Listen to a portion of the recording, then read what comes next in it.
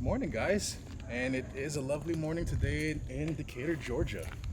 We have a little special treat for you guys today. Spencer's been bugging me about this for quite some time now.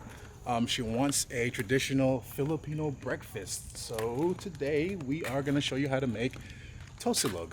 So join us in our attempt to make our first, well, not my first, her first tosilog. So see you guys later.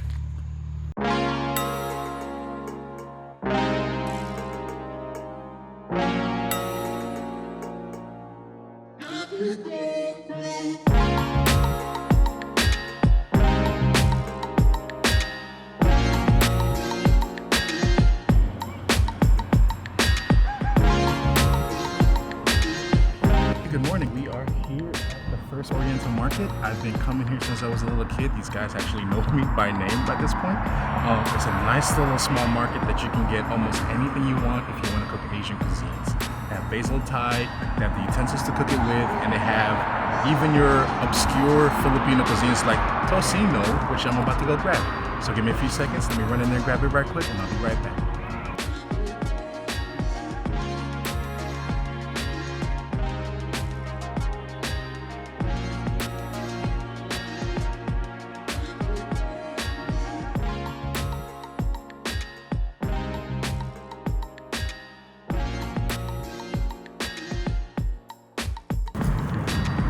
Okay, so a little bit of a change in plans. They're out of casino, completely out. That's what actually took me a while over there.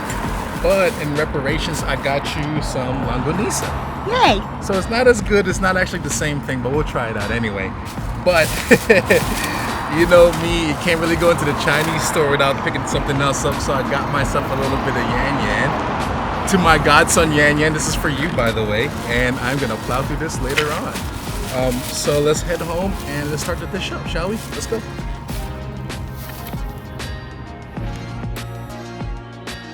So we're back at the kitchen. So what we're gonna need to create this is a few things. You're gonna need, of course, eggs. You're gonna need some garlic, black pepper, oil, rice, but it's very important to have a day-old rice. If you use fresh rice, it's not gonna absorb all the flavor that you want when you start frying it.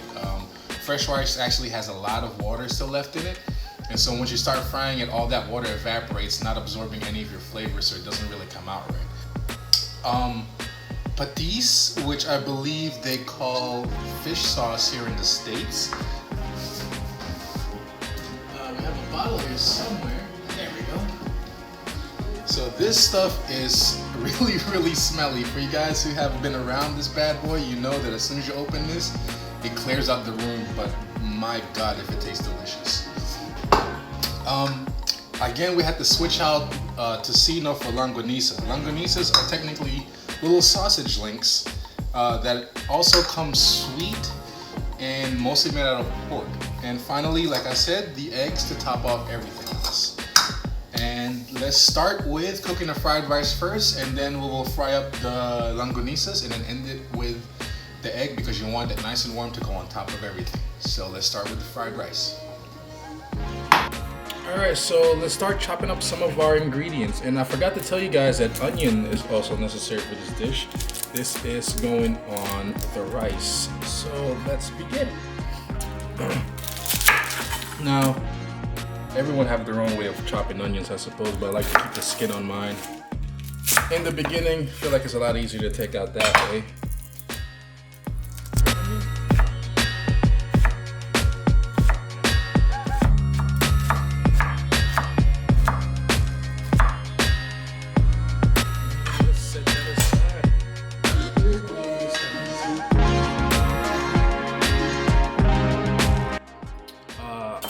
Our garlic. Now, I would say judge this for most people. If you are a garlic person, I usually do 3 garlics per person. If you don't like garlic, I would suggest maybe 1 garlic a person for this dish, but you definitely need garlic because it is garlic fried rice after all. Garlic chopper in your house is obviously for the millennial. And then you get to dice it.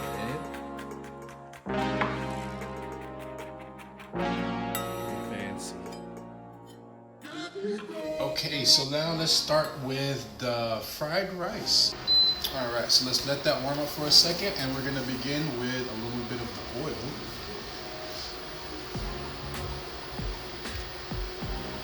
So now we're gonna start with a little bit of the garlic. Let that brown up. Browning up, go ahead and add your onions as well.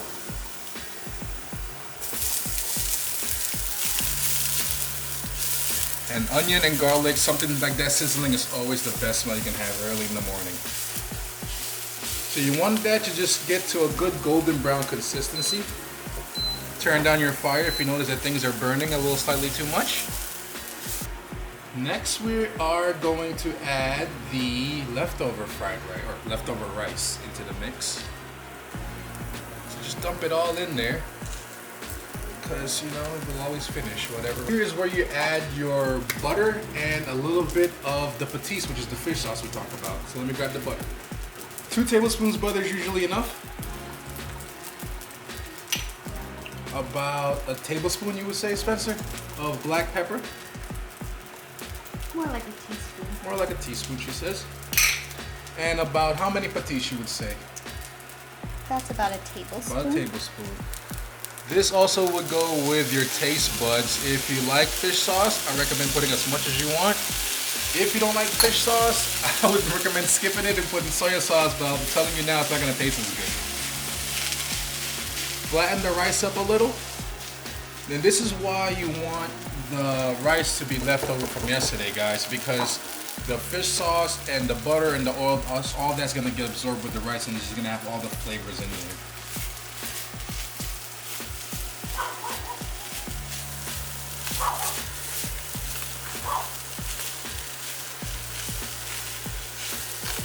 Now you're gonna notice that your garlic is gonna burn a little bit, and that's actually okay.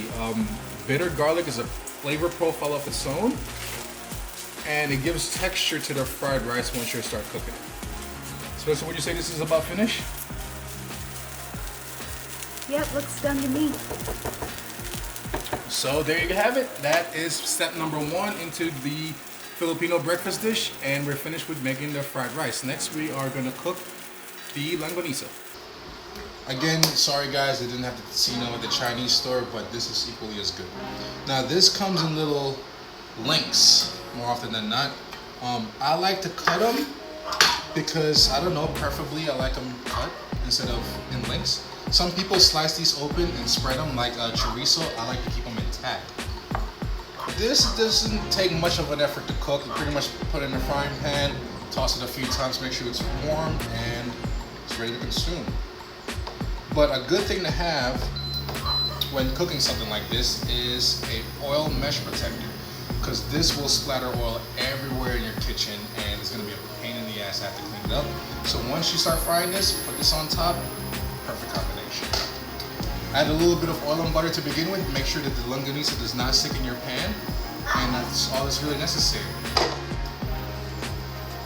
Afterwards, you just place your longanisas in there.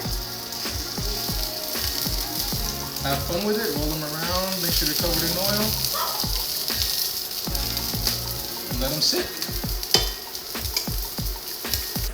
We are about finished with these longanisas, so let's take them out the fire. That's actually the color that it's supposed to produce.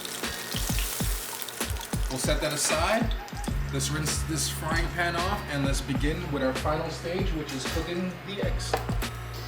You want to start with some more oil. Just a little bit, you don't want a lot unless you're one of those weird.